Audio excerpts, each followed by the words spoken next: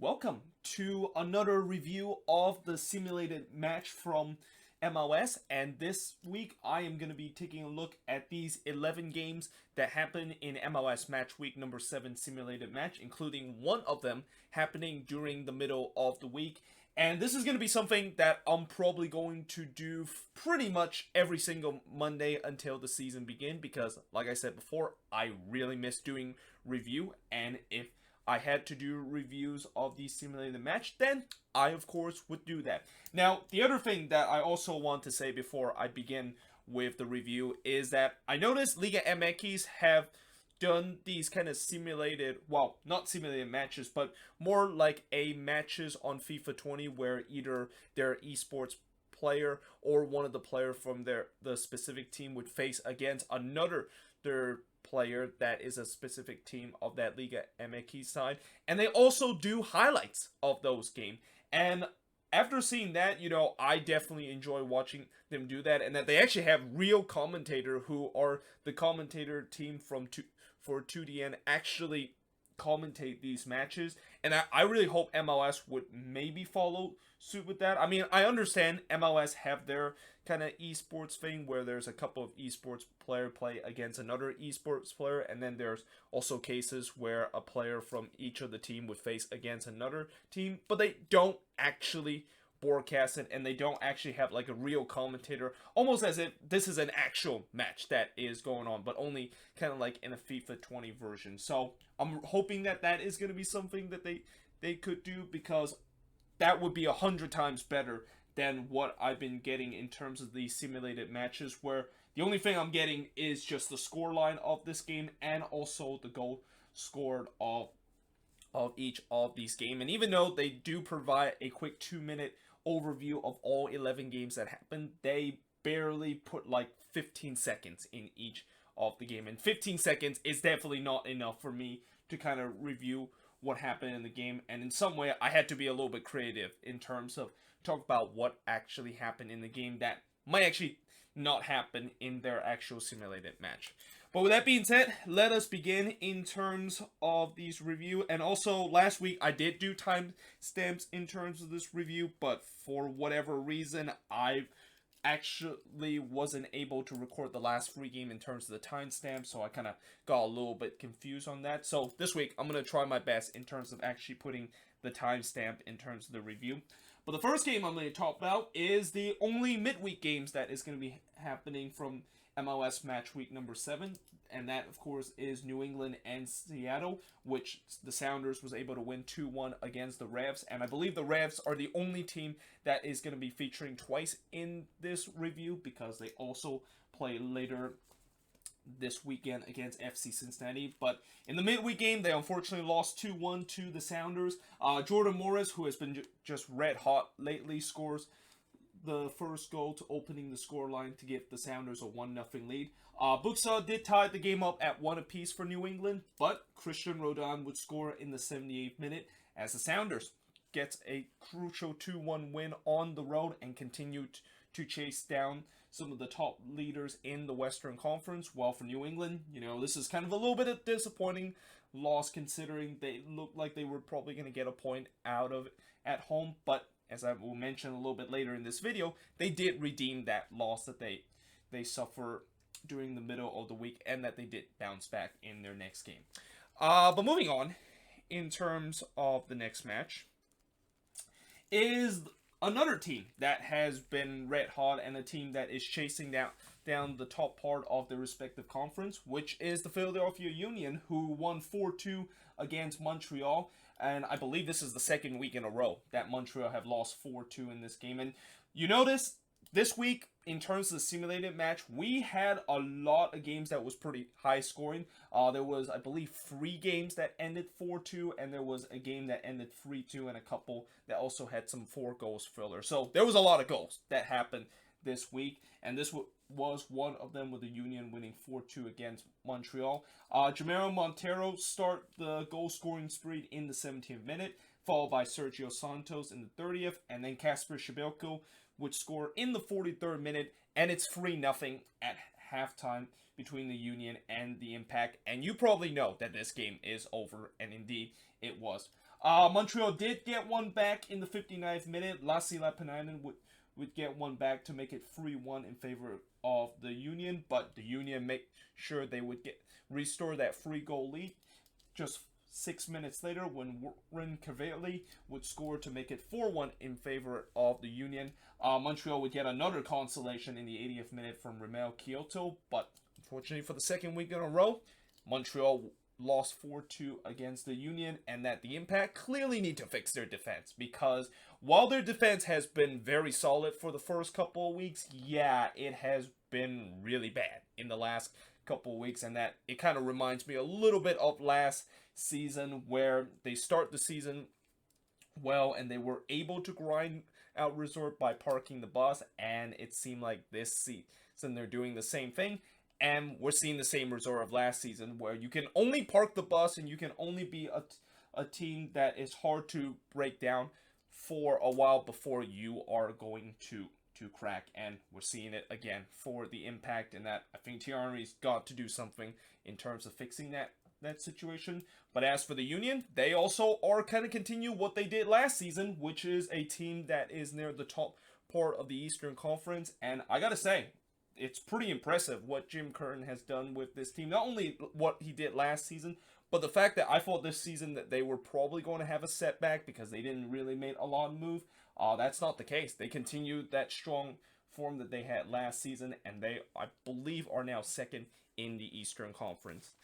But moving on, in terms of the next match, is the Quakes. So for once, the Quakes actually did not lose in this match week, but rather they drew against DC United in this game, and I believe this is the second year in a row that the Quakes and DC United drew 1-1 to each other. And this game was kind of similar to last season, where the away team was able to get the opening goal, and this time it was DC United getting the opening goal in the 17th minute from Edison Flores.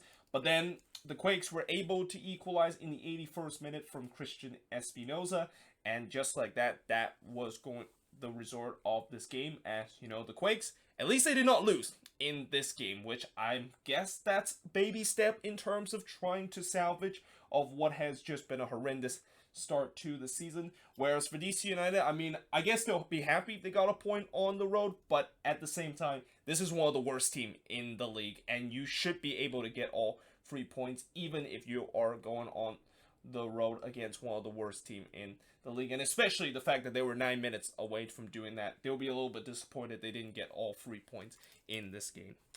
But moving on, in terms of the next match, is Orlando. So Orlando City continued to win, and they once again, I believe, won 4-2 in their match. I think last week they also won 4-2 in their match, but this week they won 4-2 against Columbus, and once again they had 4 different goals scored in this team. In the 32nd minute, Juan was able to score the first of 4 for Orlando City to give them a 1-0 lead.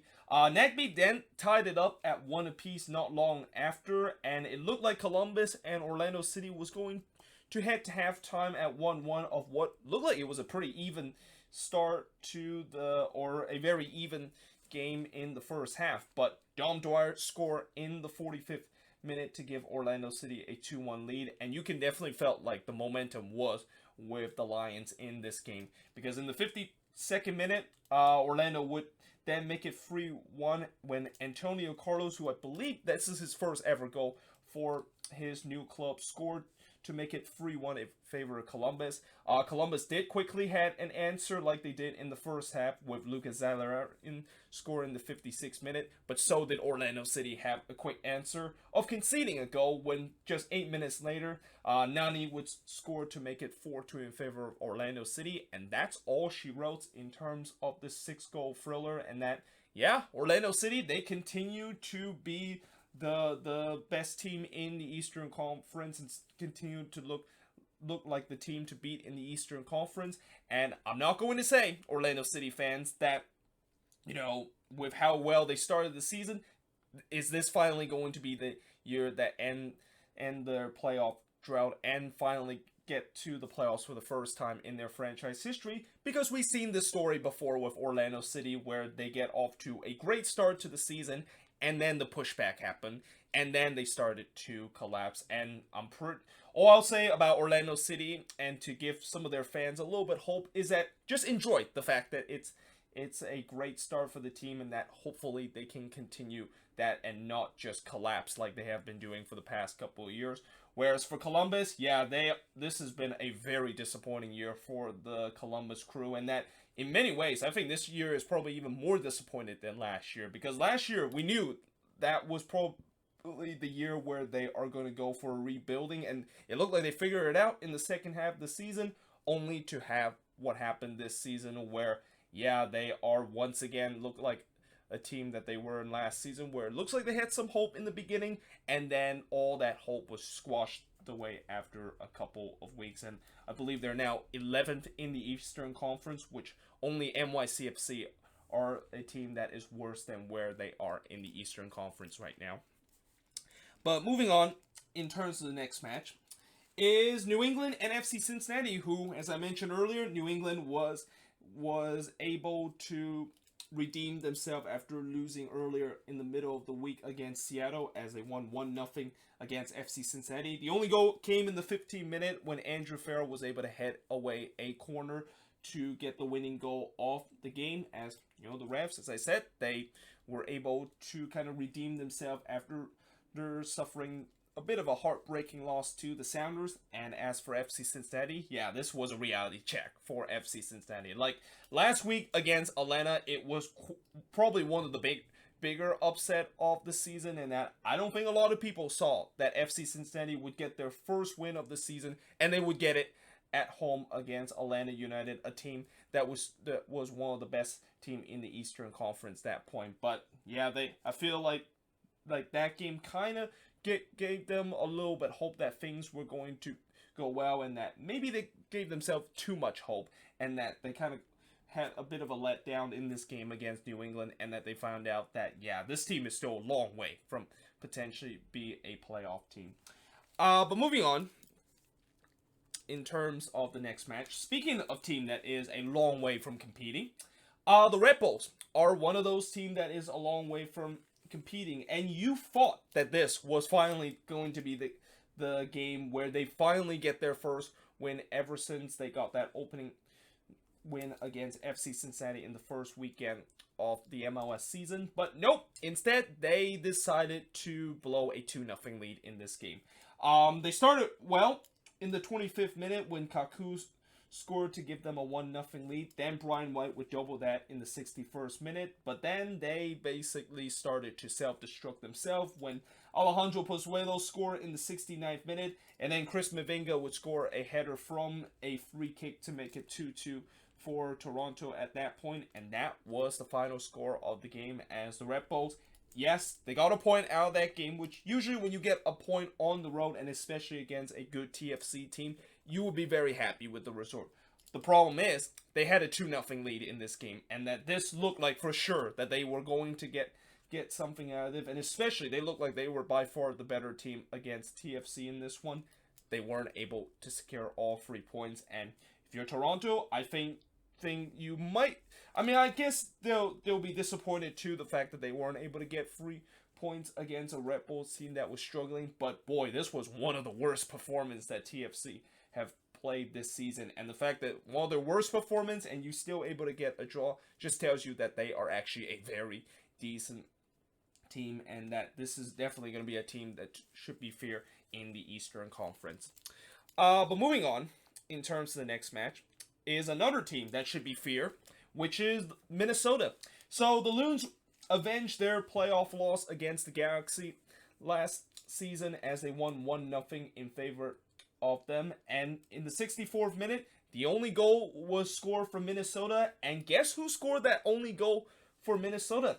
Yes, that's right. It's Ozzy Alonso, who I think this is the second week in a row that Ozzy Alonso has been on the score sheet. And to think that this is a guy that haven't scored I think the only time I remember he scored a goal for Minnesota was that free draw against NYCFC, and that was just an absolute rocket that he scored. And anytime when Ozzy Alonso scores a goal, you know it's going to be a good goal. And this one, you know, it was kind of a simple header that he puts it into the back of the net. Nothing special, but still, it's quite surprised that Ozzy Alonso is kind of the main goal scorer threat of this team. And, you know, I'm not going to be worrying the fact that he might be one of the main goal scoring threat, because I know Minnesota in this game, they definitely did not have a very good game, in that pretty much all the weapons that they have going forward going forward in the attack, like Luis Amarilla, Jan Gregush, and Kevin Molino, was completely shut down by a Galaxy defense that for the second week in a row played very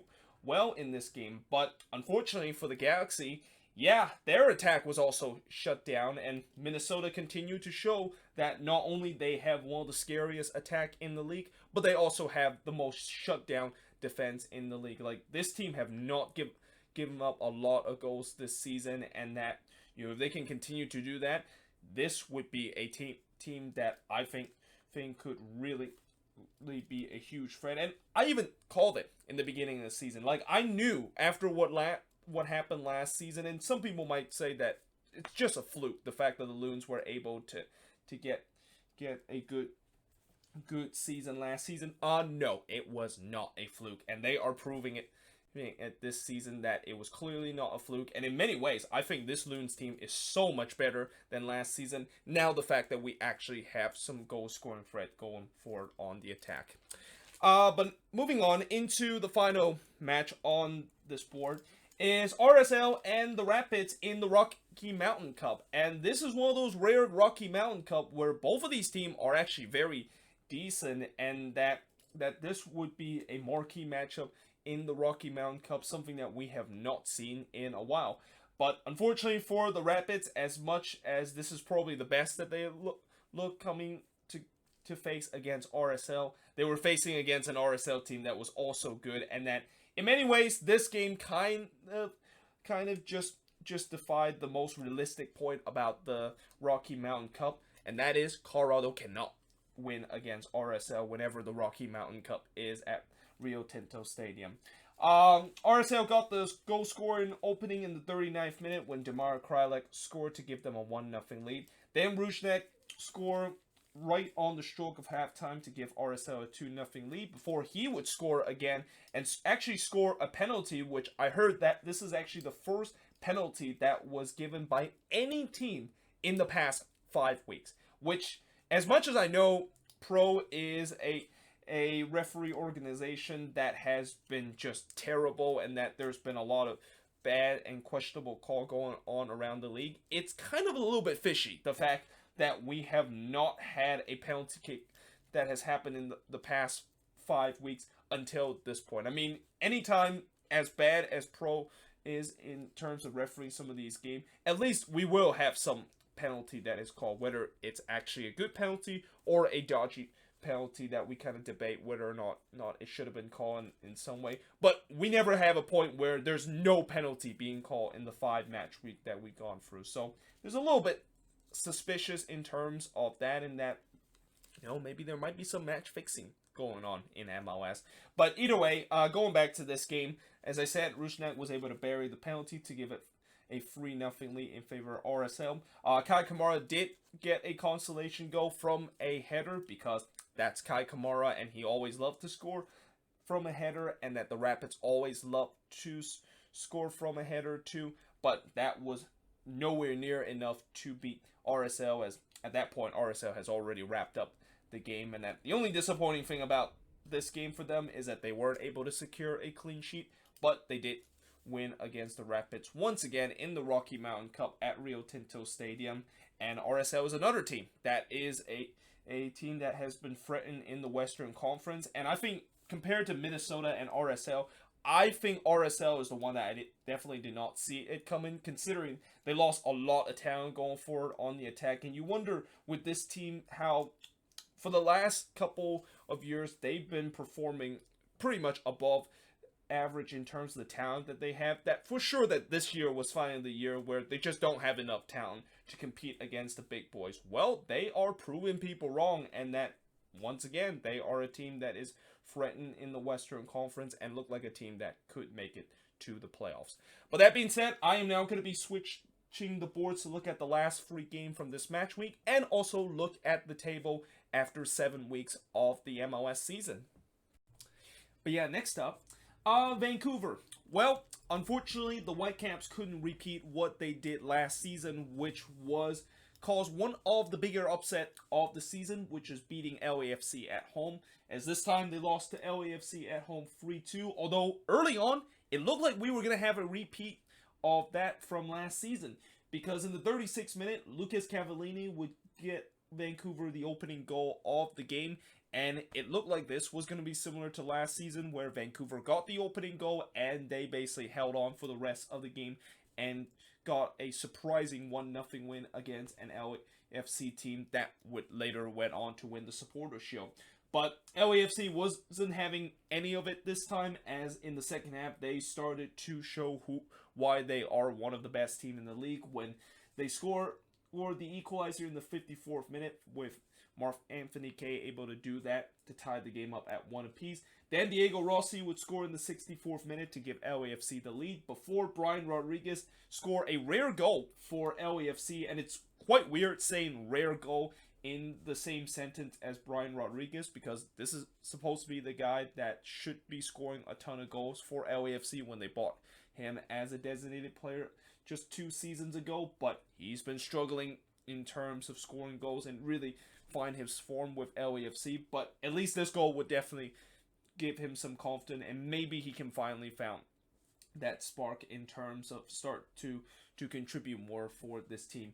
But at that point, it was 3-1 in favor of LAFC. Vancouver did do a good job in terms of fighting back. In the 86th minute, Lucas Cavallini once again ends up in the score sheet to put this game into a grandstand finish. But as much as Vancouver pushed to try to get that third goal, they weren't able to do that, as LAFC was able to hang on to a 3-2 win. And, you know, it wasn't the most vintage performance from LAFC, but they got the job done and got all 3 points in this game. And as for Vancouver, yes, I know this is the 3rd straight loss that they suffered this season. And yes, I also know that they are at the bottom of the Western Conference, if you actually look here on the right side of the board. But hey, at least they give it a good fight against probably a team that is going to finish the top of the Western Conference, and that they almost caused another huge upset like they did last season against the same team that they face in this match.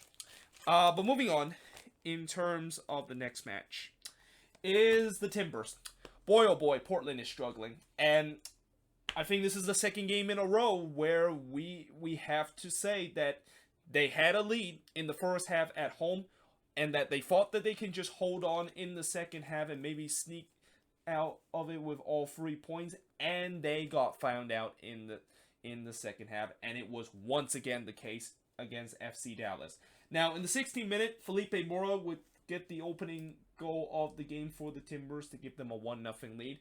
Jesus Ferreira did tie it up at 1 apiece in the 39th minute, but Mora would score his second goal right on the stroke of halftime, and the Timbers have a 2-1 lead heading into halftime, and you would think they would have all the momentum in the world now, the fact that they got the goal right on the stroke of halftime. And as we saw in other matches, whenever you get a goal right on the stroke of halftime, you're going to have the momentum and you're going to start scoring a couple more goals. But that was not the case for the Timbers, and as I mentioned earlier, they did the same thing they did against Philly and Nashville, which is just decided to not even go on the attack anymore and soak up all the pressure against FC Dallas. And FC Dallas really put on the heat on the Timbers, and eventually they broke through in the 58th minute when Brian Acosta scores to tie the game up at 2 apiece before Matt Hedges scored a header in the 80th minute to give them a 3-2 lead. And then Tanner Tisman scored, I think this is his first ever goal in his MLS career, to pretty much wrap this game up for Dallas, as FC Dallas, an impressive 4-2 win against the Portland Timbers. But at the same time, it's also the Timbers once again not learning their mistake of you just cannot let your foot off the gas at halftime and just play into cruise control in the second half. Like, you would think that after the first time they saw this happen, they probably won't try to do it again.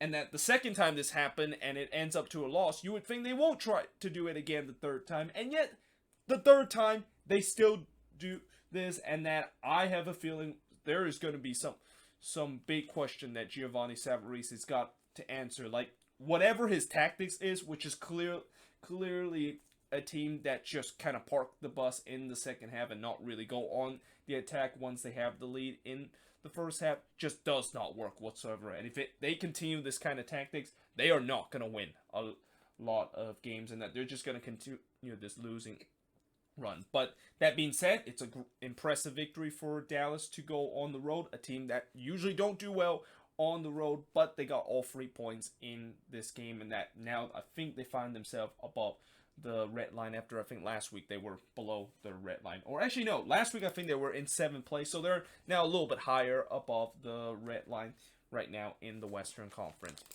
But now moving on into the final match of this weekends is NYCFC and the Chicago Fire end up in a 1-1 draw. And like their other New York team, it looked like NYCFC was probably going to get their first victory of the season, but unfortunately, despite the fact that Tajiri Shradi scored in the 78th minute and looked like was the winning goal for their team, in the 84th minute, Mauricio Pinta scores the tying goal for Chicago, and that is the final score of this game as NYCFC, their weight in terms of potentially breaking this losing run that they are in right now continues. Whereas for the Chicago Fire, I guess they'll be happy the fact that they salvage a point out of this game.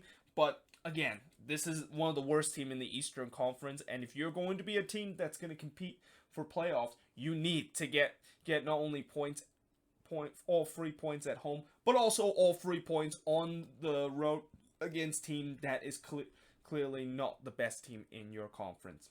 But that being said, now I'm going to be talking about the standings, and no, I'm not being lazy in terms of just putting the team name in the standing and the points total, and did not include the game plays, the win, draw, or loss total for each team. It's just that this is how they set it up on the league website. So, when you go on the league website and you read this article that talks about all the result from week 7 of the simulated match, this is the standings that it is, and that it's not like last week where they actually had a full standing, and that, if they had a full standing like they did last week, I would have put the full standing there, but unfortunately, since they don't have it, that's why this is basically the format in terms of the standings. And you're going to realize that there are some teams that is probably very low in the standing, and you're kind of surprised the fact that they're in that spot. Well, that's because some of these teams probably have a couple of games in hand, and especially during the middle part of the playoff spot, there are a couple of teams that does have game in hand over the team at the top, and if everything evens out, then those team in the middle of the table is going to be finished at the top of the table in each conference. But we start off with the Eastern Conference, and it is still a two-way tie between Orlando City and the Union at 13 points, although I think the Union has a game in hand over Orlando City. Atlanta currently have 10 points right now. I don't think Atlanta actually play this weekend. Well, they did. They probably play against Inter Miami this weekend, so that's why they didn't play in this weekend, because the simulated match, one of the downside of the simulated match is you cannot include expansion team in the simulation match, and that whenever there's a team play against an expansion team in the simulated match, they're basically just pretend that they're having a week off during that point. TFC currently have 9 points at 4th place, followed by DC United at 8 points in 5th place. Then you got New England at 6th place with 7 points. Chicago at 7 and in the last spot of the Eastern Conference playoffs at 6 points. And then we have a three-way tie for 8th place with FC Cincinnati, Montreal, and the Red Bulls all with 5 points apiece. And then at the bottom, we have Columbus and NYCFC pretty much at the center of the Eastern Conference table with 4 points apiece. Looking at the Western Conference, Minnesota continue to have that 2-point lead over RSL as they have now 16 points compared to RSL having 14 points. Seattle and LAFC have 13 points, but like I said, with the Eastern Conference, these are teams that is like near the middle of the table that you might think they're not doing as well as you would think they are. Well, that's because they have a couple of games in hand, and that if everything evens out, those two teams is going to be near the top of the, or not even near the top, but actually going to be at the top of the Western Conference. We got FC Dallas and Colorado tied with 10 points apiece. Then we got the Galaxy sitting at the last spot of the playoffs in the Western Conference with 7 points, followed by Sporting KC. Portland tie at 8th place with 6 points. Houston currently have 5 points, and the same goes with the Quakes. And at 12th place and dead last, we have a new team at the bottom of the Western Conference, and unfortunately, it is the Vancouver Whitecaps, who many people predicted that they were going to be near the bottom of the Western Conference. Well, here we are. Even in simulator mode, they cannot get themselves off the bottom of the table, and they currently sit with just 4 points this season. But yeah, there you have it. That is pretty much it, the review from this match week. Let me know in the comments below what do you think of some of these games, and if there's any surprising result. I mean, I don't think this week we had a lot of surprising result, but let me know in the comments below which one kind of caught you in the eye. But yeah, either way, hope you guys enjoyed this video, and I will see you guys next time.